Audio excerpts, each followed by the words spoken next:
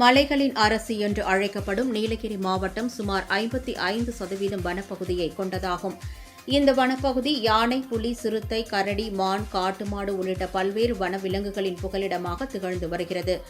இந்நிலையில் நீலகிரி மாவட்டத்தில் கடந்த 15 ஆண்டுகளில் இல்லாத அளவிற்கு நிலவும் கடும் உறைபனி காரணமாக முதுமலை புலிகள் காப்பகம் உள்ளிட்ட வனப்பகுதிகளில் வறட்சி நிலவி வருகிறது. ஒவ்வொரு ஆண்டும் வறட்சி காலங்களில் பல ஏக்கர் வனப்பகுதிகள் காட்டுத்தீக்கு இரையாகி வருகிறது. இந்நிலையில் கடந்த 15 ஆண்டுகளில் இல்லாத அளவிற்கு இந்த ஆண்டு கடும் உறைபனி நிலவுகிறது. இதனால் ஏற்பட்டுள்ள வறட்சி காரணமாக வனப்பகுதிகளில் உள்ள மரங்கள், செடி கொடிகள் அனைத்தும் கருகி வருகின்றன. இதையடுத்து காட்டுத்தீ ஏற்படும் அபாயம் ஏற்பட்டுள்ளது.